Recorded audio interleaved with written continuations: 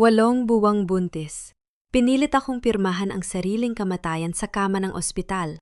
Habang nag-aagaw buhay ako, nagtatawanan si Leandro at ang kabit niyang si Celine habang ninanakaw ang aking pondo. "Baliw ka, Alyssa, sa mental hospital ang bagsak mo," sigaw ng aking asawa. Ngunit bago ako hilahin ng kanilang mga tauhan, isang lihim na ebidensya ang nakahanda ng sumabog. Handa na akong bawiin ang aking danggal at ibagsak sila sa impyerno. Sino nga ba ang totoong mawawala ng lahat ngayong gabi? Malamig ang hangin na dumadampi sa aking balat. Ngunit ang pawis sa aking noo ay patuloy na umaagos. Pagdilat ng aking mga mata ang puting kisame ng VIP room ng ospital dito sa Quezon City, ang unang sumalubong sa akin. Mabigat ang aking pakiramdam. Ang aking tiyan na 8 buwan nang nagdadala ng isang buhay ay kumikirot at tila pinitpiga sa bawat paghinga ko. Ngunit mas matindi ang kirot sa aking dibdib nang marinig ko ang isang boses na napaka-pamilyar boses ng lalaking inakala kong aking sandigan. "Pirmahan mo na ito, Alyssa. Huwag mo nang papahirapan ang sarili mo." Nakatayo si Leandro sa tabi ng aking higaan. Ang kanyang mamahaling suit ay walang ni isang lukot at ang kanyang mukha ay may bakas ng malamig na pagmamadali. Sa tabi niya ay nakatayo si Celine Aragon, ang Communications Director ng ospital. Hawak ni Celine ang isang folder habang ang kanyang mga mata ay nagniningning sa isang uri ng tagumpay na hindi niya maitago sa likod ng kanyang pilit na maamang ngiti. Ikinumpas ni Celine ang kanyang kamay at dahan-dahang hinawakan ang aking balikat. Ang kanyang hipo ay malamig at nakakahilabot. "Isipin mo ang bata sa tiyan mo, Alyssa." Maamang wika ni Celine, ngunit ang bawat salita niya ay parang visina dahan-dahang itinutusok sa aking tainga. "Masyado ka nang napapagod. Dahil sa pagbubuntis mo, nagiging paranoid ka na at hindi mo na naiintindihan ang mga nangyayari sa paligid mo. Ipaubaya mo na kay Leandro at sa akin ang pamamahala ng Navarro Medical Foundation. Kami na ang bahala sa lahat." Nais kong sumigaw. Nais kong itulak ang kamay ni Celine palayo sa akin. Ngunit ang aking katawan ay tila paralyzed sa sobrang panghihina matapos akong mawala ng malay kanina sa klinik. Ang aking lalamunan ay tuyong-tuyo at ang bawat pagsubok kong magsalita ay nadudulot lamang ng mahinang hangin mula sa aking mga labi. Bakit nila ginagawa ito? 5 taon kaming kasal ni Leandro. Sa loob ng 5 taon na yon, ibinigay ko sa kanya ang aking buong pagmamahal, ang aking tiwala, at ang diwa ng aking buhay. Ngunit ngayon, habang ako ay nakahiga sa kama ng ospital na ito, hawak ang aking malaking tiyan. Ang nakikita ko lamang sa kanyang mga mata ay ang kasakiman ng isang taong hindi ko kailanman tunay na nakilala. Bumukas ang pinto ng silid at pumasok ang isang doktor kasama ang 2 nurse upang suriin ang aking dextrose. Agad na nagbago ang reaksyon ng mukha ni Leandro. Ang malamig at kibersyipong anyo ay mabilis na napalitan ng isang mukha ng isang nag-aalalang asawa. "Dok, pasensya na kayo?"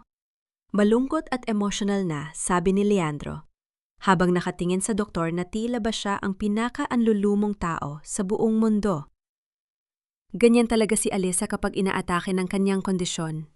Nag-iimbento siya ng mga kwento at nagiging marahas dahil sa kanyang matinding postpartum depression at psychosis kahit hindi pa siya nanganganak. Sabi ng psychiatrist niya, hindi na ligtas para sa kanya ang magdesisyon sa mga legal at pinansyal na bagay. Kailangan niyang ipasa ang kontrol sa akin para na rin sa proteksyon ng aming sanggol.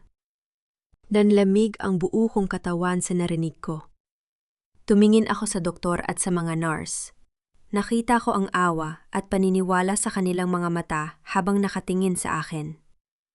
Para sa kanila si Leandro Villarreal ay ang kilalang billionaire philanthropist, ang taong laging nagpapadala ng tulong sa mga mahihirap.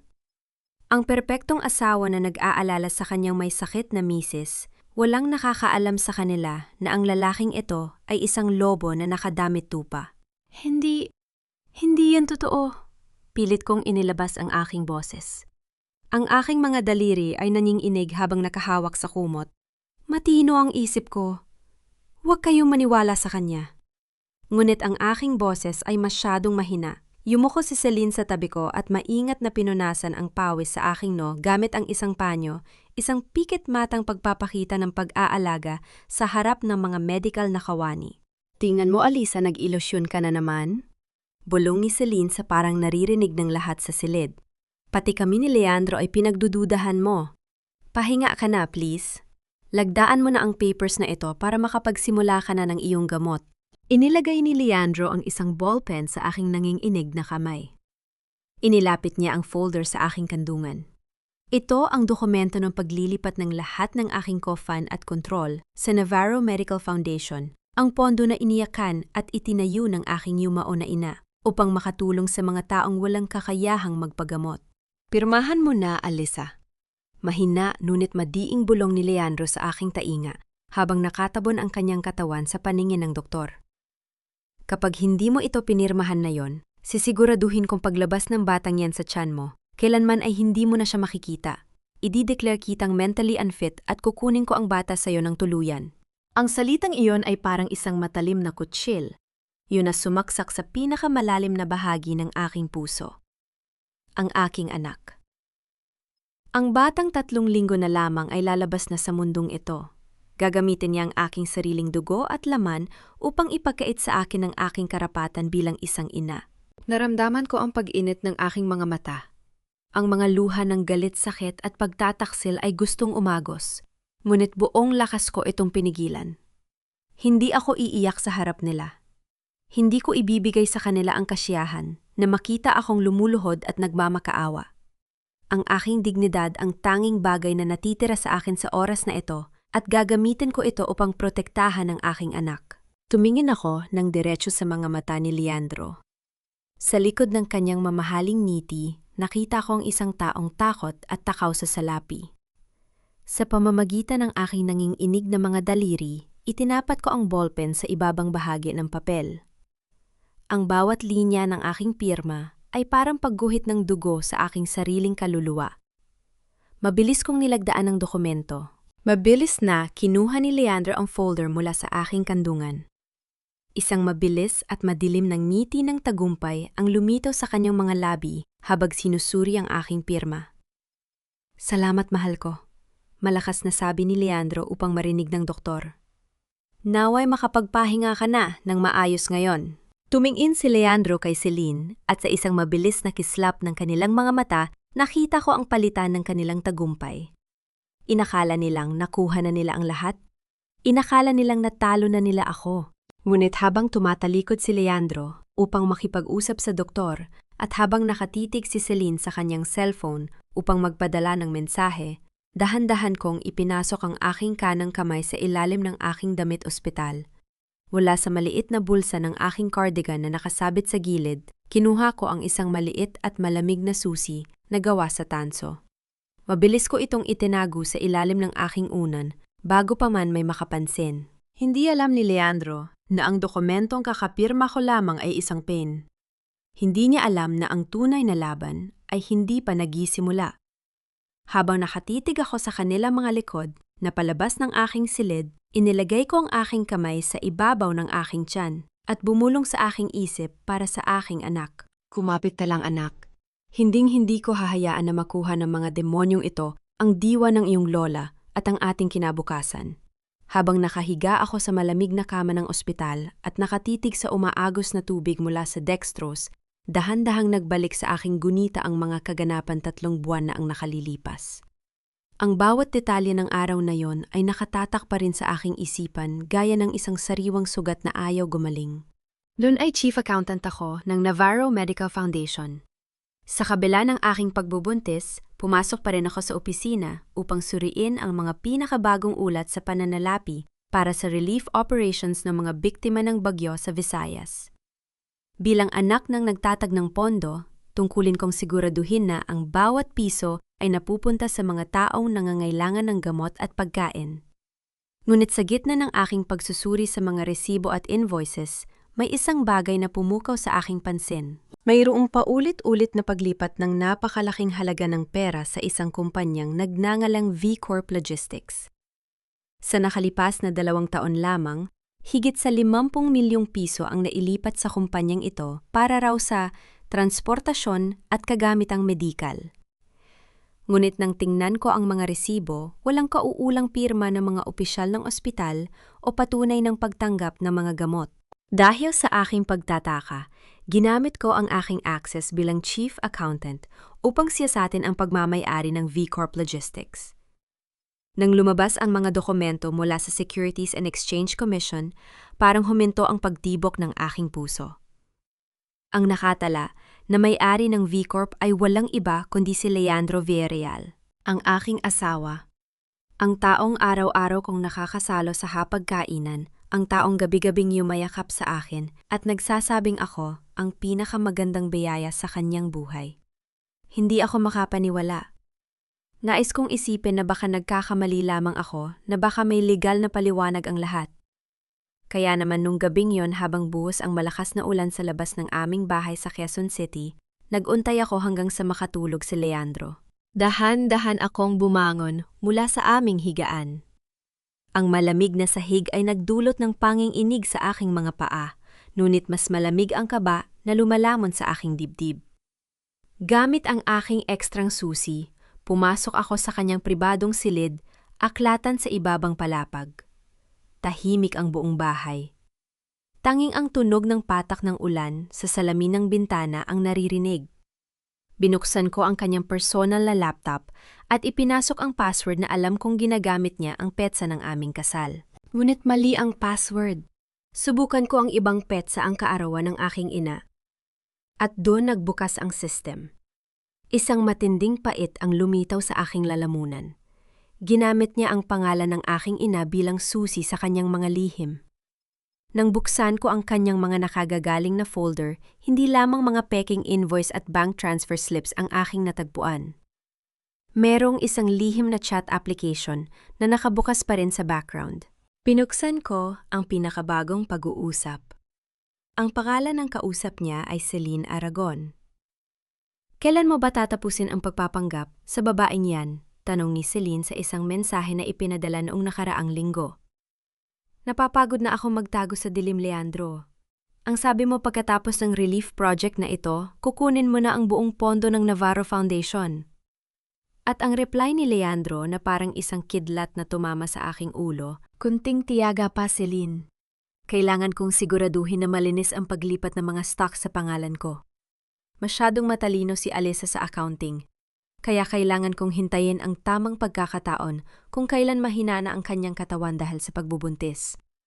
Huwag ka mag-alala. Ikaw lang ang mahal ko. Si Alyssa, isang mambubukid lang. Yan na nakaupo sa isang mambubukid na bundok ng ginto. Napatakip ako sa aking bibig upang pigilan ang isang malakas na sigaw ng dalamhati. Ang aking buong katawan ay nanginginig ng matindi. Ang mga luhang pilit kong pinipigilan ay dahan-dahang pumatak sa ibabaw ng wooden desk. Ngunit hindi pa doon natatapos ang bangungot. Narinig ko ang tunog ng mga yabag na bumababa sa hagdanan. Mabilis kong isinara ang laptop at nagtago sa likod ng malaking cabinet ng mga libro sa sulok ng silid. Bumukas ang pinto at pumasok si Leandro habang may hawak na baso ng tubig at nakadikit ang telepono sa kanyang tainga.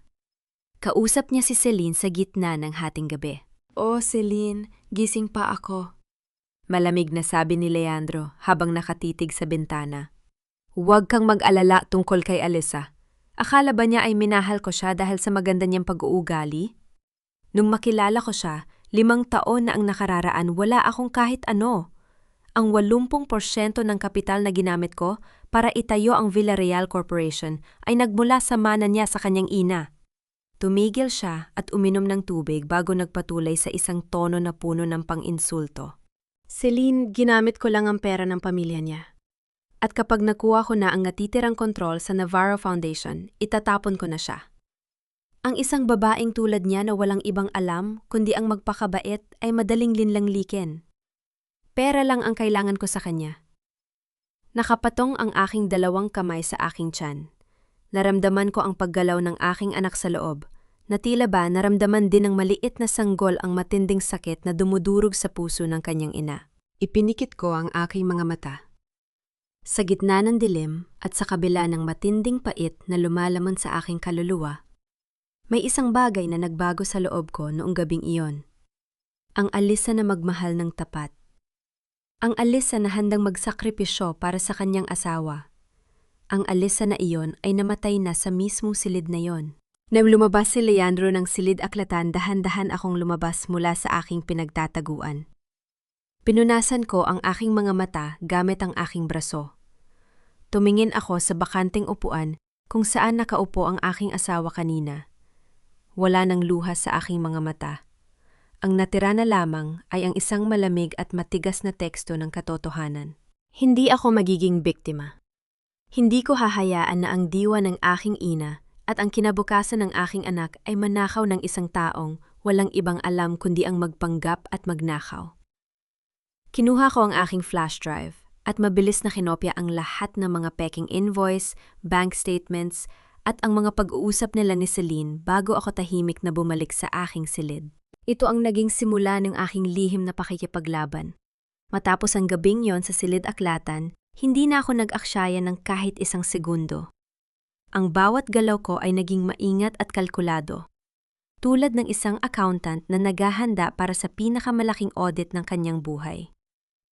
Alam kong ang kalaban ko ay hindi lamang ang aking asawa, kundi ang buong kapangyarihan at impluwensya na nabuo niya gamit ang pera ng aking pamilya.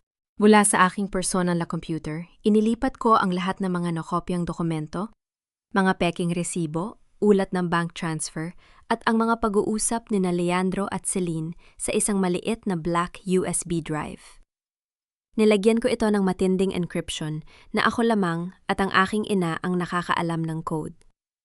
Ang maliit na bagay na ito, ang aking magiging sandata upang bawiin ang aming danggal. Ngunit alam kong hindi sapat. Nahawak ko lamang ito. Kapag nalaman ni Leandro na may hawak akong ebidensya, gagawin niya ang lahat upang sirain ito. Kailangan ko ng isang taong mapagkakatiwalaan sa loob ng mismong ospital. Kinaumagahan nagtungo ako sa silid-aklatan ng ospital sa Quezon City sa ilalim ng pagpapanggap na magpapasuri para sa aking pagbubuntis. Doon sa isang tahimik na sulok, sa pagitan ng mga matataas na estante ng mga librong medikal, nakipagkita ako kay Dr. Inez Ramos. Si Dr. Inez ang pinakamatagal na doktor sa ospital at ang taong nakakakilala sa aking ina noong nabubuhay pa ito. Nanginginig ang mga kamay ni Dr. Inez habang hawak ang baso ng tubig nang marinig niya ang aking mga natuklasan. Alisa, delikado ang ginagawa mo, mahinang bulong ni Dr. Inez habang balisa na tumitingin sa paligid. Hawak ni Leandro at ng kanyang mga kasabwat ang board of directors. Noong nakaraang taon, kinipit nila ako nang subukan kong suriin ang pondo ng charity ward. Pinagbantaan nila ang aking lisensya at ang aking pamilya. Hindi mo sila kilala, Alisa. Taksil at walang awa ang mga taong yan. Tumingin ako ng diretso sa mga mata ni Dr. Inez. Ang aking boses ay manatiling maayos at walang bakas ng pag-aalinlangan. Dok, alam kong pinilit kanilang manahimik noon. Wika ko sa isang tono na puno ng dignidad at katatagan. Ngunit hindi lang ito tungkol sa akin o sa iyo. Tungkol ito sa buhay ng libu-libong pasyente ing mahihirap na ninakawan ng gamot at pag-asa dahil sa kasakiman ng aking asawa. At higit sa lahat tungkol ito sa buhay ng anak ko na malapit ng isilang. Tulungan mo ako, Dok. Hayaan mo ang katotohanan ang magpalaya sa atin. Nakita ko ang pagbabago sa mga mata ni Dr. Inez. Ang takot na naghari sa kanya sa loob ng maraming taon ay dahan-dahang napalitan ng isang malalim na paghihigan para sa katarungan. Kinuha niya ang ikalawang kopya ng black USB drive na aking inabot sa kanya. Ilalagay ko ang kopyang ito sa Independent Archive System ng ospital, madiing sabi ni Dr. Inez habang mahigpit na hinahawakan ng aking kamay. Isang system na tanging ang Chief Medical Auditor lamang ang nakaka-access. Walang sinuman sa board, kahit si Leandro o si Celine ang makakagalaw nito. Matapos ang aming pag-uusap ni Dr. Inez, mabilis akong nagtungo sa isang lihim na tanggapan ng abogada sa Makati, si Attorney Castro, ang dating pampersonal na abogada ng aking ina. Sa loob ng malinis at tahimik na silid ng abogada, inilatag ko ang mga papeles ng aking power of attorney. Ito ang dokumentong nagbibigay kay Leandro ng karapatang mamahala sa aking mga ari-arian sakaling ako ay magkasakit o hindi ko intewa ng desisyon. Attorney, nais kong formal na bawiin at ipawalang bisa ang power of attorney na ibinigay ko kay Leandro Villarreal. Malamig kong pahayag habang nakaupo sa harap ng kanyang lamesa. Pinagmasdan ako ni Attorney Castro ng may matinding pag-aalala.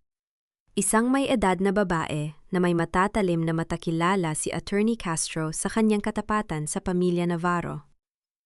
Alyssa, sigurado ka ba rito? Tanong ng abogada habang inihahanda ang mga papeles para sa revocations. Kapag nilagdaan mo ito, mawawala ng legal na karapatan si Leandro sa iyong mga ari-arian at sa mga stock ng Navarro Foundation. Ngunit kailangan ko magbabala sa'yo. Yumuko si Attorney Castro at tiningnan ang aking malaking tiyan. Kapag nalaman ni Leandro na tinanggalan mo siya ng kapangyarihan bago natin maiayos ang formal na paglipat ng mga stock sa isang irrevocable trust para sa iyong anak, magiging napakadelikado ng sitwasyon mo. Ang isang taong tulad niya na nasanay sa kapangyarihan at pera ay gagawin ng lahat kapag naramdaman niyang nawawala ang kanyang kontrol. Pwede niyang ilagay sa matinding panganib ang buhay mo at ng bata sa iyong tiyan. Naramdaman ko ang muling paggalaw ng aking anak sa loob ng aking tiyan. Isang malakas na sipa na tila ba sinasabi sa akin na huwag akong matakot. Kinuha ko ang panulat mula sa lamesa ni Attorney Castro. Ang aking kamay ay hindi na nanginginig tulad ng nung unang gabi sa silid aklatan. Gawin na natin ang revocation, attorney, buong tapang kong sagot. At simula na rin natin ang paggawa ng irrevocable trust para sa aking anak. Ang perang iniwan ng aking ina ay hindi kailanman magiging pambayad sa kasakiman ng isang taksil. Mabilis kong inilagay ang aking pirma sa ilalim ng dokumento. Sa bawat kurba ng panulat sa papel, naramdaman ko ang unti-unting pagputon ng tali na nag-uugnay sa akin sa taong lumoko sa akin sa loob ng 5 taon. Ngunit habang hawak ko ang kopya ng naaprobahang revocation form, hindi ko alam na sa mismong oras na iyon, may isang tao na nakatayo sa labas ng gusali ng abogada. Isang tao na lihim na kumuha ng litrato sa aking paglabas, at agad itong ipinadala sa telepon na ni Celine Aragon. Nang makalabas ako ng ospital, pagkalipas ng 2 araw, bumalik ako sa aming bahay sa Quezon City. Ang marangyang bahay na ito na dating puno ng aking mga pangarap para sa bubuing pamilya ay tila naging isang malaki at malamig na kulungan. Ang bawat sulok ay nagpapaalala sa akin ng 5 taon ng kasinungalingan. Upang hindi makahalata si Leandro, nagpasya ako maglaro sa sarili nilang laro. Nagkunwari akong mahina, matatakutin at sunod-sunuran. Ipinakita ko sa kanila ang isang Alyssa na tila nawala na ng pag-asa matapos ang nangyari sa ospital. Isang gabi, pumasok si Leandro sa aming silid, dalang isang mangkok ng mainit na sopas. Ang kanyang muka ay may suot na maskara ng nag-aalalang asawa, isang ekspresyong pamilyar sa akin. Ngunit na yon ay nagdudulot na lamang ng dumi sa aking sikmura. Kumain ka muna, Alyssa, malambing na sabi ni Leandro habang inilalapag ang mangkok sa bedside table. Kailangan mong lumakas para sa ating anak. Huwag mo nang isipin ang mga nangyari sa ospital. Salamat, Leandro. Mahina akong sagot, pilit na pinatitipid ang aking bose upang magmukhang pagod na pagod. Humiga ako at ipinikit ang aking mga mata na kunwaring dahan-dahang nakatulog. Naramdaman ko ang pag-upo ni Leandro sa gilid ng aking kama. Ang aking puso ay nagsimulang tumibok ng napakabilis. Bawat tibok ay tila naririnig sa buong silid. Ngunit, pinanatili ko ang aking regular at mahinahong paghinga. Narinig ko ang mahinang kaluskos ng papel at pagkatapos ay ang marahang pagkuha niya sa aking cellphone na nakapatong sa lamesa. Alam kong sinusuri niya ang aking mga tawag at mensahe upang malaman kung may kinakausap akong iba. Mabuti na lamang at bago pa man ako makauwi ay nabura ko na ang lahat ng bakas ng pakikipag-ugnayan ko kay Dr. Inez at Attorney Castro. Ang tanging nakita niya sa aking telepon ay ang mga paghahanap sa internet tungkol sa pag-aalaga ng sanggol at mga gamot sa depresyon. Matapos ang ilang minuto, narinig ko ang pagbabalik niya ng telepo sa lamesa. Humalik siya sa aking isang halik na parang yelo sa lamig, bago tuluyang lumabas ng silid. Nang marinig ko ang pagsasara ng pinto, idinilat ko ang aking mga mata sa dilim. Ang aking kamao ay mahigpit na nakakuyom sa ilalim ng kumot. Kinaumagahan dinalaw ako ni Celine sa bahay, sa ilalim ng dahilan na meron siyang mga dokumento ng pondo na kailangang papirmahan kay Leandro. Habang abala si Leandro sa pagtanggap ng isang tawag sa labas, pumasok si Celine sa aking silid nang walang katok. Amoy na amoy ko ang matapang niyang pabango na may amoy ng rosas. Ang pabango madalas kong maamoy sa mga damit ni Leandro kapag umuuwi ito ng gabi. Tumayo si Celine sa tapat ng aking kama, naka-cross arms at may mapang-aping ngiti sa kanyang mga labi. Mukhang napakasama ng lagay mo, Alyssa. Mabilis at mapang-asar na wika ni Celine habang pinagmamasdan ng aking maputlang muka. Ang pondo ng Navarro ay nangangailangan ng isang pinuno na may lakas at talino, hindi isang babaeng buntis na konting stress lang ay nawawala na ng malay. Huwag kang mag-alala kapag ako na ang humawak ng pondo. Sisiguraduhin kong hindi masasayang ang sinimula ng ina mo. At syempre, aalagaan ko rin si Leandro. Tumingin ako sa kanya ng diretsyo. Walang galit sa aking mga mata. Walang pang-inginig sa aking mga labi. Ang aking katahimikan ay tila hindi inaasahan ni Celine dahil dahan-dahang nawala ang ngiti sa kanyang muka at napalitan ito ng pagkairita. Bakit ganyan ka makatingin? Inis na tanong ni Celine. Akala mo ba ay may magagawa ka pa? Salamat sa pagbisita mo, Celine. Malamig at kalmado kong sagot. Ang aking tinig ay matatag at puno ng dignidad. Sana ay maging masaya ka sa bawat bagay na pinaghirapan mong kunin mula sa iba. Bago pa man makasagot si Celine, pumasok na si Leandro sa silid. Kaya mabilis na nagbago ang kanyang anyo at muling nagkunwaring mabait na kaibigan. Pag-alis nilang dalawa, kinuha ko ang aking lihim na tilpono na nakatago sa loob ng aking maternity pillow. Isang mensahe mula kay Dr. Inez ang natanggap ko. Ligtas na ang lahat ng ebidensya sa independent server ng ospital. Ang audit ng board ay magsisimula na sa susunod na linggo. Mag-ingat ka, Alyssa. Hindi ka nag-iisa sa laban na ito. Niyakap ko ang aking tiyan. Naramdaman ang marahang sipa ng aking anak. Malapit na anak, bulong ko sa dilim. Malapit na tayong maging malaya. Ngunit ang aking panandaliang kapayapaan ay mabilis na naglaho ng gabing yon. Lumabas ako ng silid upang kumuha ng isang basong tubig sa kusina. Habang naglalakad ako sa madilim na koridor, narinig ko ang boses ni Leandro mula sa kanyang silid-aklatan na bahagyang nakabukas ang pinto. Kausap niya si Celine sa telpo. Huwag kang mainip, Celine. Wika ni Leandro, ang kanyang boses ay puno ng maitim na balak. Sa gabi ng gala at anniversary ng ospital sa susunod na linggo, i-anunsyo ko sa harap ng lahat ng media at mga donati na ikaw na ang bagong hahawak ng Navarro Foundation. At huwag kang mag-alala tungkol kay Alyssa. May nakaabang ng ambulansya at mga tauhan mula sa pribadong mental institution sa labas ng hotel sa gabi ring iyon. Pagkatapos ng anunsyo, dadalhin siya dun ng diretsyo. Wala nang maniniwala sa isang baliw. Nabitawan ko halos ang baso sa aking kamay. Napakapit ako sa dingding habang ang aking puso ay tila gustong sumabog sa tindi ng takot at galit. Ang gabi ng gala ay magiging gabi ng aking katapusan o ang gabi ng kanilang pagbagsak. Ang banta ni Leandro na ipatapon ako sa isang pribadong mental institution ay nagdulot ng matinding panging inig sa aking kalamnan. Ngunit pitalitan ko ang takot na yon ng isang malamig at matigas na determinasyon.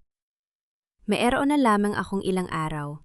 Bago sumapit ang gabi ng gala, kailangan kong hanapin ang huling piraso ng katotohanan ang patunay na ang kanyang buong karera at yaman ay isang malaking kasinungalingan. Noon gabing iyon, habang abala si Leandro sa pakikipag-usap sa kanyang mga kasosyo, sa ibaba, nagtungo ako sa aming master bedroom. Sa likod ng isang malaking painting ng tanawin sa aming silid, merong isang maliit na secondary safe na personal kong ipinalagay noon. Ginamit ko ang aking sariling fingerprint at ang lumang code ng aking ina upang buksan ito. Sa loob ng safe, mayroong isang lumang leather folder na naglalaman ng mga orihinal na dokumento ng Navarro Foundation mula pa noong bago pumanaw ang aking ina. Habang binabasa ko ang mga papeles, ang bawat pahina ay naglantad ng isang katotohanang mas masahol pa sa aking inaasahan. Ang Villarreal Corporation, ang kumpanya na ipinagmamalaki ni Leandro bilang bunga ng kanyang sariling pawis at talino, ay itinatag gamit ang isang malaking pautang mula sa pondo ng aming pamilya, 5 taon na ang nakalilipas. Ang pautang na ito ay may pirma ng aking ina. Nungit nang suriin ko ang petsa ito ay nilagdaan 2 linggo bago siya pumanaw sa ospital, noong panahong hindi na siya halos makahawak ng panulat dahil sa malubang sakit. Peke ang pirma ng aking ina. Kinalap ni Leandro ang lahat ng aking mana upang magsilbing kapital para sa kanyang negosyo, habang ang Navarro Foundation naman ay ginawa niyang isang personal na bangko upang tustusan ang kanyang marang, yang pamumuhay at mga peking donasyon. Sa loob ng 5 taon, namuhay ako sa tabi ng isang magnanakaw na unti-unting umubos sa dugo at pawis ng aking pamilya. Kinabukasan, habang wala si Leandro dahil sa isang press conference para sa anibersarya ng ospital, dumating si Celine sa bahay. Pumasok siya sa silid-aklatan kung saan ako nagpapahinga. Ang kanyang mga hakbang ay puno ng kayabangan na tila ba siya na ang may-ari ng buong tahanan. "Nandito ka pala, Alyssa?" bungad ni Celine habang dahan-dahang lumalapit sa aking lamesa. "Naghahanap ka ba ng paraan para maisalba ang sarili mo? Huwag mo nang paguri ng isip mo. Hindi mo ba alam sa loob ng 5 taon na kasama mo si Leandro, tuwing yayakapin ka niya, tuwing ngingiti siya sa iyo, ang nakikita niya lang ay ang pera sa iyong bank account? Isa ka lang anino sa kanyang tagumpay. At nayon oras na para palitan ng totoong reyna ang pwesto mo?" Hindi ako sumigaw. Hindi ko itinapon ang mga gamit sa aking lamesa. Dahan-dahan akong tumayo, hinawakan ng aking malaking tiyan upang alalayan ng aking anak at tumingin ng diretsyo sa mga mata ni Celine.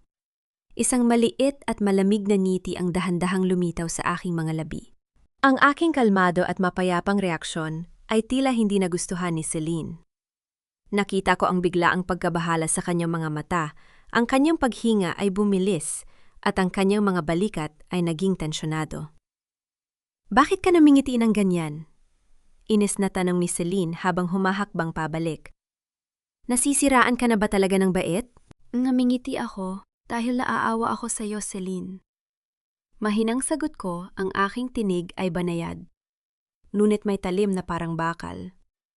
"Akala mo ay nakuha mo na ang lahat? Akala mo ay nagwagi ka dahil nakuha mo ang isang lalaking magnanakaw at walang pangarap, kundi ang mabuhay sa pera ng iba?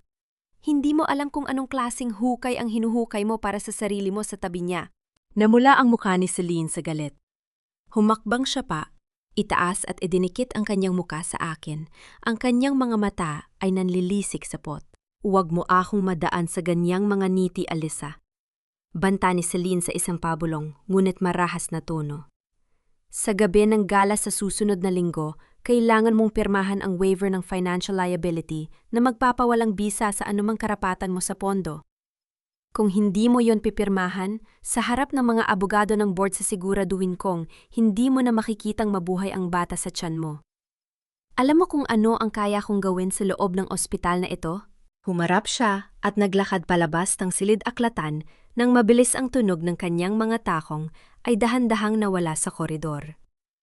Nang dumaan ang katahimikan, naramdaman ko ang lamig ng aking mga kamay. Ngunit sa kauna-unahang pagkakataon, wala akong naramdamang takot. Ang pagbabanta niya sa buhay ng aking anak ang huling pagkakamali na ginawa nila. Tumingin ako sa folder na naglalaman ng peking pirma ng aking ina. "Magbayad kayo." Bulong ko sa tahimik na silid. "Sa gabi ng gala, ibibigay ko sa inyo ang inyong hinahanap." 1 linggo ang mabilis na lumipas. Nararamdaman ko na ang paulit-ulit na pagsakit ng aking tiyan, mga peking contraction na nagbabadya ng nalalapit na pagsilang ng aking anak. Tuwing sasakit ang aking tiyan, humihinga ako ng malalim, hinahaplos ang aking kandungan, at pilit na pinatitigas ang aking kalooban. Kailangan kong kayanin ito. Kunting tiis na lamang para sa kalayaan nating dalawa, aking sanggol. Noon hapon bago ang gabi, ng malaking gala, isang lihim na mensa, hero mula kay Attorney Castro, ang dumating sa bahay, nagkunwaring nagde-deliver ng mga mamahaling damit para sa akin. Sa loob ng kahon, sa ilalim ng magagandang tela, ay nakatago ang isang asul na folder. Nang buksan ko ito, isang malalim na buntong, hininga ng ginhawa ang lumabas sa aking mga labi. Naroon ang mga formal na dokumento mula sa korte at sa bangko. Ang irrevocable trust para sa aking anak ay opisyal ng rehistrado at aktibo. Mula sa sandaling iyon ang lahat ng aking tunay na stock, mga ari-arian at ang natitirang pondo ng pamilya Navarro ay ligtas na nakakandado sa ilalim ng pangalan ng aking anak. Walang sinuman, kahit si Leandro o ang board ng ospital, ang may kapangyarihang humawak o kumuha nito. Ito ang dahilan kung bakit napakadali kong nilagdaan ang papel na ibinigay ni Leandro sa akin sa ospital noong nakaraang linggo. Ang papel na yon, ang akala niyang kasulatan ng kanyang tagumpay, ay isang peking draft lamang na walang anumang legal na halaga. Dahil bago pa man niya ako piliting pumirma sa kama ng ospital, formal ko nang binawi ang kanyang power of attorney. Ang pirma ko sa papel na yon ay parang pagsusulat lamang sa hangin. Napakabulag ni Leandro sa kanyang kasakiman, kaya hindi man lamang niya ipinasuri sa kanyang mga abogado kung aktibo pa ba ang kanyang kapangyarihan sa aking mga ari-arian. Inakala niyang ang aking pananahimik at kahinaan ay tanda ng aking pagsuko. Sumapit ang gabi ng gala. Ito ang gabi ng ika-5 anibersaryo ng Quezon City Private Hospital, isang marangyang pagtitipon na gaganapin sa Grand Ballroom ng isang sikat na hotel. Mula sa pintuan ng aming silid, pinagmasdan ko si Leandro habang nag-aayos sa harap ng salamin. Suot niya ang isang mamahaling tuxedo, maingat, na inaayos ang kanyang bowtie at may malapad na ngiti sa kanyang mukha habang sinasanay ang kanyang talumpate tungkol sa tapat na serbisyo at pagtulong sa kapwa. Tumingin siya sa akin sa pamamagitan ng salamin, ang kanyang mga mata ay walang kahit anong init ng pagmamahal. "Alessa, manatili ka lang dito sa bahay ngayong gabi." Malamig na utos ni Leandro habang naglalagay ng pabango. "Darating ang doktor, mama, yang 8:00 upang bantayan ka. Masyadong magulo ang gala para sa isang tulad mo na hindi matatagang isip. Pagkatapos ng gabi na ito, makakapagpahinga ka na ng tuluyan sa isang lugar na mas makakatulong sa iyo." Alam ko kung anong lugar ang tinutukoy niya, ang mental institution kung saan nais niya akong ipakulong upang hindi ko mailantad ang kanyang mga krimen. "Naiintindihan ko, Leandro." Mahina kong sagot habang nakayuko. Pilit na itinatago ang aking muka upang hindi niya makita ang apoy ng galit sa aking mga mata. "Mag-ingat ka sa iyong biyahe." "Salamat." Maikli niyang tugon bago tuluyang lumabas ng silid nang hindi man lamang ako nililingon muli. Nang marinig ko ang pagalis ng kanyang sasakyan, agad akong tumayo.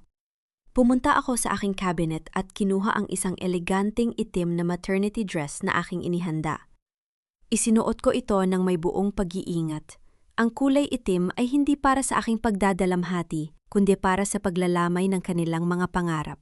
Inayos ko ang aking buhok at naglagay ng simpleng kolorete sa aking mukha upang takpan ang aking kaputlaan. Sa aking maliit na handbag, maingat kong inilagay ang black USB drive na naglalaman ng lahat ng ebidensya ng kanilang panghahamak at pagnanakaw. Habang hinahawakan ko ang hawakan ng pinto upang lumabas, naramdaman ko ang mahinang pagyanig ng aking lihim na telepo no sa aking palad. Sinagot ko ang tawag ng mabilis. Ang boses ni Dr. Inez ay puno ng kaba at tensyon mula sa kabilang linya. "Alessa, narito na ako sa Grand Ballroom," bulong ni Dr. Inez, habang narinig ko ang mahinang ingay ng mga tao at musika sa background ng kanyang tawag. Puno na ang buong bulwagan. Narito na ang mga mamamahayag mula sa malalaking istasyon, ang mga pangunahing donor at ang buong board ng ospital. Nagsisimula na magsalita si Leandro sa entablado. "Handa ka na ba?" Huminga ako ng malalim. Naramdaman ang muling pagtigas ng aking tiyan dahil sa contractions. Ngunit binalawala ko ang sakit. Ang aking isip ay kasing linaw ng kristal. "Handa na ako, Doc?" Sagot ko ng may buong katatagan. Oras na para matapos ang kanilang dula-dulaan. Ang marangyang Grand Ballroom ng 5 bituing hotel sa Quezon City ay napupuno ng ingay at kislap ng mga ilaw. Ang mga kristal na chandelier sa kisame ay nagliliwanag sumasalamin sa mga mamahaling iyas at kasuotan ng mga piling panauhin, mga senador, mga kilalang negosyante, mga banyagang donor, at ang mga mamamahayag mula sa malalaking network ng telebisyon. Ito ang gabi ng anibersaryo ng ospital, ang tugatog ng wad na tagumpay ni Leandro. Mula sa labas ng malalaking pinto ng bulwagan, naririnig ko ang masigabong palakpakan ng mga tao. Huminga ako nang malalim inayos ang aking itim na maternity dress at naramdaman ang marahang paggalaw ng aking anak sa loob ng aking tiyan. "Narito na tayo, anak," bulong ko sa aking sarili habang mahigpit na hawak ang aking handbag kung saan nakatago ang black USB drive. Sa loob ng bulwagan nakatayo si Leandro sa gitna ng entablado sa likod ng isang gintong podium. Ang kanyang boses na pinalakas ng mga speaker ay umalingaw-ngaw sa buong silid ng may buong tiwala at kapangyarihan. Sa loob ng 5 taon, ang Navarro Medical Foundation ay naging simbolo ng pag-asa para sa ating mga kababayan. Pahayag ni Leandro ang kanyang mukha ay puno ng wad na kabanalan. At ngayong gabi, upang mas mapalawak pa ang ating serbisyo, nais kong ipakilala ang bagong mamumuno sa ating pondo. Isang babaeng may pambihirang talino at pusong handang magsilbi. Miss Celine Aragon. Muling umugong ang palakpakan ng mga tao habang dahan-dahang umakyat si Celine sa entablado. Suot niya ang isang kulay gintong gown na kumikinang sa ilalim ng mga ilaw. Tinanggap niya ang isang malaking pungpon ng mga pulang rosas mula kay Leandro bago humarap sa mikropono. Maraming salamat, Leandro, at sa inyong lahat. Simula ni Celine, ang kanyang boses ay tila may kasamang luha ng kagalakan. Isang malaking karangalan ang hawakan ng pondong ito. Alam nating lahat na, ang dating pinuno ang mahal na asawa ni Leandro na si Alisa ay kasalukuyang nakakaranas ng matinding karamdaman sa pag-iisip dahil sa kanyang pagbubuntis. Bagamat wala siya rito ngayong gabi, upang saksihan ito ipinapanalangin natin ang kanyang mabilis na paggaling. Ngunit ang serbisyo ng charity ay hindi maaaring huminto. Narinig ko ang mga bulong ng awa mula sa mga panauhin. Awa para sa isang baliw na asawa at paghanga para sa isang tapat na kaibigan na handang sumalo sa tungkulin. Nasa labas ako ng pinto, nakatayo sa tabi ng 2 gwardiya na nakatalaga sa pasukan. Nang makita nila ako, nagulat sila at binalak na harangan ang aking daan. Nuten tumingin ako sa kanila nang may matinding awtoridad ang aking likod ay tuwid at ang aking mga mata ay walang kahit anong takot. Ako ang anak ni Doña Maria Navarro, ang tunay na may-ari ng pondong. Ipinagdiriwang ninyo sa loob, malamig kong sabi sa mga gwardiya sa isang mahina ngunit madiing tono. Huwag ninyo akong hahawakan kung ayaw ninyo mawala ng trabaho ngayong gabi. Dahan-dahang ibinaba ng mga gwardiya ang kanilang mga kamay at umatras ng may paggalang. Sa entablado itinaas ni Leandro ang kanyang baso ng champagne upang mag-alay ng isang toast para sa bagong simula ng pondo. Ang lahat ng panauhin ay naghanda na ring itaas ang kanilang mga baso upang sumabay sa pagdiriwang. Ngunit bago pa man madampi ng mga labi ni Leandro ang kanyang baso, ang buong bulwagan ay biglang nakaranas ng matinding kadiliman. Ang lahat ng mga ilaw mula sa mga chandelier hanggang sa mga spotlight sa entablado ay sabay-sabay na namatay. Isang matinding katahimikan ang bumalot sa buong grand ballroom na mabilis na napalitan ng mga bulong ng pagtataka mula sa mga tao. Anong nangyayari? Marinig kong tanong ni Leandro mula sa entablado, ang kanyang boses ay may bakas ng pagkainis at kaanting kaba. Sa gitna ng kadiliman, dahan-dahang bumukas ang 2 malalaking pinto ng ballroom. Isang solong spotlight mula sa technician's booth na inayos ni Dr. Ines ang biglang bumukas at tumama ng diretso sa pasukan ng bulwagan. At dun sa ilalim ng maliwanag na ilaw, nakatayo ako. Suot ang aking eleganteng itim na maternity dress, ang aking buhok ay maayos na nakapusod at ang aking kamay ay dahan-dahang nakapatong sa aking 8 buwang tiyan. Walang kahit anong takot sa aking muka, tanging ang isang malamig at matatag na danggal na nagpatahimik sa lahat ng mga bulong sa buong silid. Nanlaki ang mga mata ni Leandro nang makita niya ako. Ang baso ng champagne sa kanyang kamay ay dahan-dahang nanginginig, habang si Celine naman ay napahakbang pabalik. Ang kanyang muka ay nawalan ng kulay sa tindi ng gulat. Alisa? Bulong ni Leandro. Sa mikropono ang kanyang boses ay narinig ng lahat ng tao sa loob ng grand ballroom. Sa ilalim ng maliwanag na spotlight, dahan-dahan akong naglakad sa gitna ng ballroom. Ang tunog ng aking bawat hakbang ay tila sumasabay sa mabigat na tibok ng puso ng bawat tao sa loob ng bulwagan. Ang mga panauhin ay nahati sa 2 panig upang bigyan ako ng daan. Ang kanilang mga mata ay puno ng matinding pagtataka at kuryosidad. Sa entablado tuluyan nang nawala ang maamang mukha ni Leandro. Ang kanyang noo ay pinagpawisan ng matindi at ang kanyang boses ay naging marahas habang sumisigaw sa mikropono. Mga gwardiya, nasaan ang security? Sigaw ni Leandro, ang kanyang kamay na humahawak sa mikropono ay nanginginig sa galit at takot. Ilabas ninyo ang babaeng yan. Sinasabi ko sa inyo, hindi siya matatagang isip. Baka masaktan niya ang kanyang sarili at ang aming anak. Ilabas ninyo siya ngayon din. 2 gwardiya ang mabilis na lumapit sa akin mula sa gilid. Ngunit bago pa man nila ako mahawakan, isang matatag at pamilyar na boses ang narinig mula sa likuran ko. Walang hahawak sa kanya.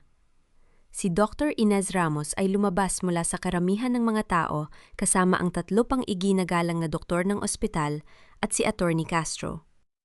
Humakbang sila sa tapat ko upang magsilbing harang sa pagitan ko at ng mga gwardiya.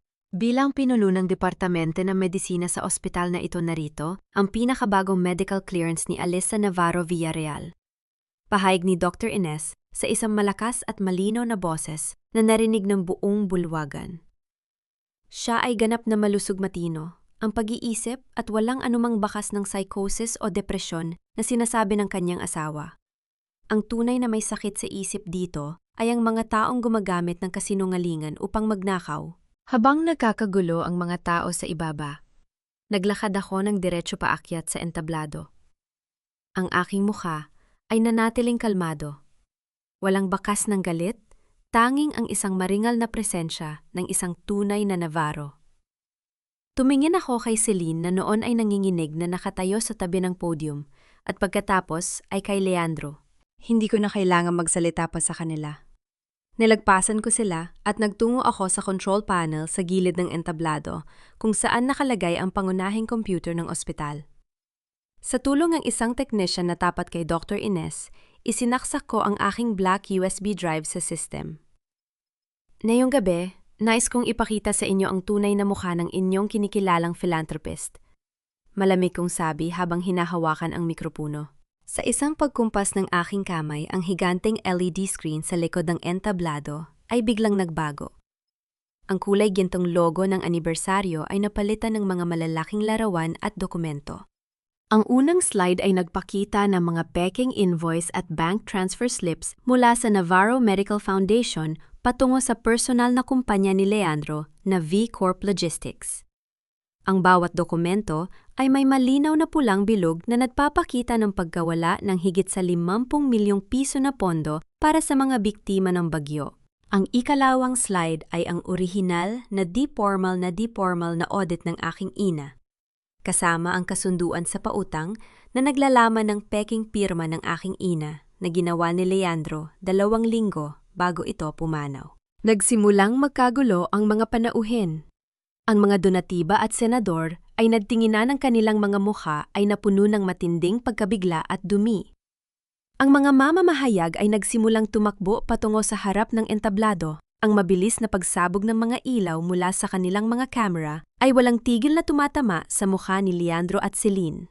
Ngunit ang pinakamatinding dagok ay, nang magsimulang umalingaw-ngaw ang isang audio recording mula sa malalaking speaker ng buong bulwagan. Ito ang boses ni Leandro mula sa kanyang silid-aklatan. Ano ka ba, Celine, isang mambubukid lang na nakaupo sa bundok ng ginto si Alyssa para sa akin? Walang pag-ibig dito. Pera lang ang kailangan ko. Sa gabi ng gala may nakaabang ng ambulansya at mga tauhan mula sa pribadong mental institution sa labas. Dadalhin siya doon ng diretso upang tuluyan na siyang hindi makapagsalita. Ang bawat salitang lumabas sa speaker ay parang isang malakas na sampal sa muka ng buong lipo ng nanonood. Ang muka ni Celine ay tuluyan ng nawala ng dugo. Ang kanyang mga tuhod ay nanghina at tuluyan siyang napaupo sa sahig ng entablado, habang ang hawak niyang pulang rosas ay nagkalat sa sahig. Si Leandro naman ay napatayo ng tuwid, ang kanyang bibig ay nakabukas, ngunit walang anumang tunog na lumalabas. Ang kanyang marang, yang maskara bilang isang mabuting asawa at tapat na tao, ay tuluyan ng nadurog sa harap ng buong bansa. Tumingin ako sa kanila mula sa gilid ng entablado.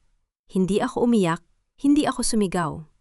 Ang aking pananahimik ay ang pinakamalakas na hatol ng hustisya sa kanilang dalawa. Ngunit ang gabi ay hindi pa natatapos doon. Mula sa mga gilid ng pinto ng Grand Ballroom, isang grupo ng mga unipormadong pulis at mga investigador mula sa National Bureau of Investigation ang mabilis na pumasok. Lumakad sila sa isang tuwid na linya. Ang kanilang mga muka ay seryoso at dire-diretsyong nagtungo sa entablado kung saan nakatayo si Leandro at si Celine. Ang pinunong investigador ay may hawak na isang puting papel na naglalaman ng opisyal na selyo ng korte. Ang pinunong investigador ay dahan-dahang lumapit kay Leandro. Sa kanyang kamay ay hawak niya ang opisyal na warrant of arrest na may selyo ng korte ng Quezon City. Leandro Villarreal at Celine Aragonina, aresto kayo sa mga kasong grand embezzlement, corporate fraud, forgery, at attempted illegal confinement, madiing pahayag ng investigador habang ang kanyang mga kasamahan ay lumalapit dala ang mga posas. Narinig ko ang mahinang tunog ng malamig na bakal nang ilagay ang mga posas sa mga kamay ni Leandro. Ang kanyang buong katawan ay nanghina at sa kauna-unahang pagkakataon sa kanyang buhay, lumuhod siya sa aking harapan sa ibabaw ng entablado sa harap ng daan-daang tao at ng mga umiikot na kamera ng media. "Alyssa, please, patawarin mo ako." Pagmamakaawa ni Leandro ang kanyang boses ay puno ng takot at kawalan ng pag-asa habang pilit na inaabot ang dulo ng aking damit. "Mag-asawa tayo, Alyssa. Isipin mo ang ating anak. Huwag mo akong ipakulong. Pwede nating pag-usapan ito ng pribado?" Tumingin ako sa kanya mula sa aking kinatatayuan. Walang galit sa aking muka, walang luha ng panghihinayang. Ang aking tinig ay nanatiling kalmado, ngunit puno ng hindi matitinag na kapangyarihan. "Nung ninakawan mo ang mga mahihirap na pasyente ng aking ina, Leandro, at nung pinlano mo akong ipakulong sa isang mental hospital upang tuluyan ako mawalang saysay, hindi mo pa inisip ang ating anak?" Tanong ko sa kanya. Ang bawat salita ko ay malinaw na narinig sa buong bulwagan. Ang batas na ang mapapasya sa iyong kapalaran. Sa gilid si Celine naman ay hysterical na umiiyak habang pilit na tinatakpan ng kanyang mga kamay ang kanyang mukha mula sa mga flash ng camera. Ang kanyang magandang gintong gown ay tila naging isang kulay ng kahihiyan habang kinakaladkad siya ng mga pulis palabas ng Grand Ballroom. Walang natira sa kanyang kayabangan, tanging ang isang basang mukha ng isang kriminal na nahuli sa aking bitad. Nang tuluyan silang mailabas ng bulwagan, ang mga tao ay nagsimulang magpalakpakan at sumigaw para sa aking katapangan. Ngunit sa gitna na ingay ng pagdiriwang, naramdaman ko ang isang matinding kirot sa aking puson. Isang kakaibang init ang dumalay sa aking mga hita habang ang aking panubigan ay tuluyan ng pumutok. Napahawak ako sa braso ni Dr. Inez. Ang aking paghinga ay naging mabilis at mabigat. "Dok, ang bata!" Bulong ko habang pinipigilan ang aking sarili na matumba. Agad na kumilos si Dr. Inez at ang kanyang mga medical na tauhan. Sa loob ng ilang minuto, inihanda nila ang isang stretcher at mabilis akong dinala sa delivery room ng ospital na matatagpuan lamang sa katabing gusali ng hotel. Ang mga sumunod na oras ay naging isang matinding labanan ng aking pisikal na lakas at tatag ng loob. Sa loob ng malamig at malinis sa delivery room habang hawak ni Dr. Inez ang aking kamay, ibinuhos ko ang lahat ng aking natitirang lakas. Hindi ako sumigaw dahil sa takot. Bawat pagkirot ng aking tiyan ay tinanggap ko bilang isang hakbang patungo sa aming bagong buhay ng aking anak. At sa wakas isang malakas at malusob na iyak ng isang bagong silang na sanggol ang pumuno sa tahimik na silid. Naramdaman ko ang pagdalay ng totoong luha sa aking mga pisngi, hindi luha ng sakit, kundi luha ng wagas na kaligayahan at tagumpay. Inilapag ni Dr. Inez ang isang magandang sanggol na babae sa aking dibdib. Ang kanyang maliit na kamay ay dahan-dahang humawak sa aking daliri. "Nagawa natin, anak," bulong ko sa aking sanggol habang hinahalikan ang kanyang maliit na no. "Ligtas na tayo." Mabilis na lumipas ang 3 buwan. Nakatayo ako sa loob ng Regional Trial Court ng Quezon City. Hawak ko sa aking mga bisig ang aking 3 buwang gulang na anak na si Esperanza. Sa tapat ng silid ng korte, nakaupo si Leandro at Celine na kapwa suot ang dilaw na t-shirt ng mga bilanggo. Ang kanilang mga mukha ay tuyot, walang bakas ng dating karangyaan at ang kanilang mga mata ay nakatitig sa sahig. Narinig ko ang pagbagsak ng kahoy na maso ng hukom sa kanyang lamesa, isang tunog na naghudyat ng katapusan ng aming mahabang laban. Hinatulan ng korte sina Leandro Villarreal at Celine Aragon ng parusang 20 taong pagkakakulong nang walang piyansa para sa mga kasong grand embezzlement, falsification of public documents at corporate conspiracy. Nakahinga ako ng malalim. Tumingin si Leandro sa akin mula sa kanyang kinatatayo at ang kanyang mga mata ay puno ng pagsisisi at pakiusap. Ngunit hindi ko na siya binigyan ng kahit isang tingin. Humarap ako niyakap ng mahigpit si Esperanza at naglakad palabas ng korte nang may buong dangal at kapayapaan sa aking puso. 1 taon ang mabilis na lumipas matapos ang gabi ng paghahatol sa korte. Ngayong araw ang sikat ng araw sa Quezon City ay napakaliwanag, sumisilip sa pag-itan ng mga dahon ng mga puno sa paligid ng bagong gusali ng Navarro Foundation. Ngunit ngayon, ang gusaling ito ay may bago ng pangalan na nakasulat sa gintong mga titik sa pasukan nito. Navarro Foundation, Kalinga at Liwanag. Ang pondo na itinayo ng aking ina ay hindi na muling magiging kasangkapan ng kasakiman at kasinungalingan ng iba. Sa tulong ni Dr. Inez at ni Attorney Castro, muli naming binuo ang pundasyon mula sa mga abo ng nakaraan. Ngunit sa pagkakataong ito, meron na kaming mas malalim at mas mahalagang misyon. Ang Kalinga at Liwanag ay isa ng malaking sentro na nagbibigay ng libreng medical, legal at psychological na tulong para sa mga kababaihan na nakaranas ng pang-aabuso, panloloko at domestic violence. Ang mga kwarta na dati ay walang buhay ay napupuno na ngayon ng mga ngiti, mga kwentuhan at mga iyak na mga sanggol na ligtas sa piling ng kanilang mga ina. Nakatayo ako sa maliit na entablado sa loob ng bagong bulwagan para sa opisyal na pagbubukas ng sentro. Sa harap ko ay nakaupo ang daan-daang kababaihan mga inang, tulad ko, na dumaan sa matitinding bagyo ng buhay, mga babaeng inakala nilang sila ay tuluyan ng nawala ng lakas at halaga. Tiningnan ko sila ng may buong pagmamahal at paggalang. Hawak ko ang mikropo, at ang aking tinig ay matatag at puno ng inspirasyon na nagmula sa aking sariling mga sugat. Ang pagiging isang ina o ang pagiging isang babae ay hindi kailanman nangangahulugan ng kahinaan. Simula ko habang ang buong bulwagan ay natahimik upang makinig. Sinasabi ng iba na kapag tayo ay nasaktan, kapag tayo ay pinagtaksilan ng mga taong pinagkatiwalaan natin, kailangan nating umiyak at sumuko. Ngunit pinatunayan natin na ang ating pagtitiis, ang ating katapatan at ang ating danggal ay ang pinakamalakas na sandata upang lumaban para sa hustisya. Ang bawat sugat na meron tayo ngayon ay hindi tanda ng ating pagkatalo, kundi patunay na tayo ay lumaban at nagwagi. Nakita ko ang dahan-dahang pagluha ng ilang kababaihan sa madla, ngunit ang mga luhang iyon ay hindi na luha ng sakit, kundi luha ng pag-asa at pagkakaisa. Sa tabi ng entablado nakatayo si Dr. Inez, na ngayon ay nagsisilbi bilang medical director ng sentro. Isang malapad at masayang ngiiti ang nasa kanyang mukha. Ang kanyang konsensya ay tuluyan ng malinis at payapa. Matapos ang aking talumpati, bumalik ako sa aking bagong opisina sa ikalawang palapag.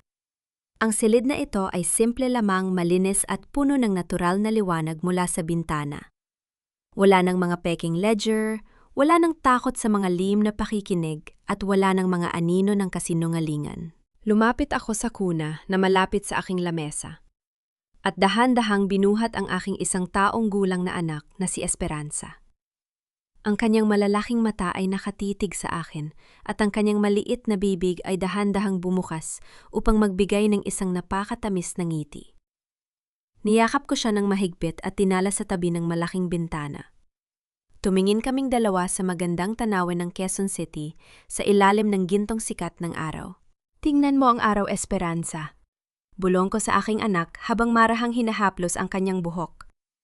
Bawat gabi, gaano man kadilim at kahaba, ay palaging nagtatapos sa pagsikat ng bagong araw.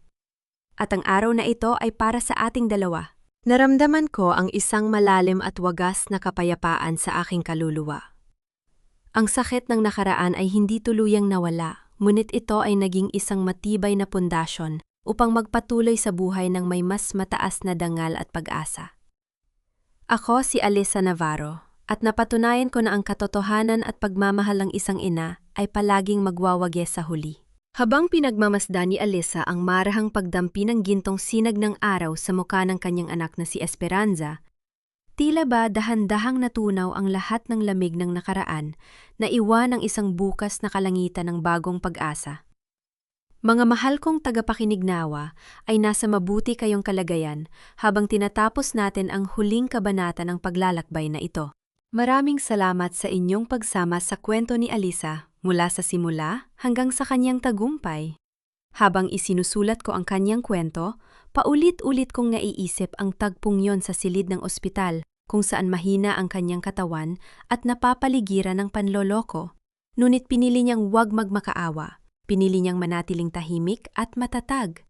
Isa itong paalala na sa gitna ng matinding sakit, ang pinakamalaking tagumpay ay hindi ang pagganti sa marahas na paraan, kundi ang pagpapanatili ng ating sariling danggal. Sa ating buhay, madalas tayong makatagpo ng mga taong nais kumuha ng ating liwanag, tulad ng ginawa ni Leandro. Ang natatanging susi na itinago ni Alisa sa ilalim ng kanyang unan ay hindi lamang nagbukas ng isang kahon ng mga lihim, kundi sumasalamin sa sining ng pag-iingat sa sarili nating halaga. Gaya ng isang mahusay na tagapagsuri ng pananalapi, napakahalagang matutunan nating gumawa ng malinaw na hangganan sa ating mga ugnayan. Huwag nating ipamigay ng buong buo ang ating tiwala nang walang katapatan at matuto tayong magtabi ng sarili nating susi, ang susi ng kaalaman ng sariling kakayahan at ng hindi matitinag na pagmamahal sa sarili. Kapag hawak natin ang susing ito, walang sinumang makakapagsara ng pinto ng ating kinabukasan. Ano po ang inyong naging pakiramdam sa naging desisyon ni Alisa na huwag nang lumingon muli kay Leandro kung kayo ang nasa kanyang kalagayan? Ganoon din po ba ang inyong gagawin habang pinapakinggan ninyo ang kwentong ito?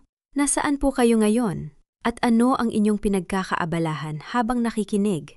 Nais ko pong marinig ang inyong mga kwento at opinyon sa ibaba ng ating bahagi ng mga komento. Huwag niyo rin pong kalimutang i-like at i-share ang ating kwento upang mas marami pa tayong mabigyan ng inspirasyon at lakas. Pamagat ng kwento. Ang lihim na susi ng dangal. Ang kwentong ito ay isinulat sa inspirasyon ng mga totoong buhay sa labas, inihahandog para sa lahat ng mga nakaranas at kasalukuyan dumaranas ng katulad na pagsubok. Paunawa ang lahat ng mga tauhan at pangyayari sa kwentong ito ay ginawang katang-isip lamang at hindi naglalayong magsalita laban o umatake sa sinuman. Ang kwentong ito ay nilikha para sa libangan at para maghatid ng positibong mensahe sa buhay.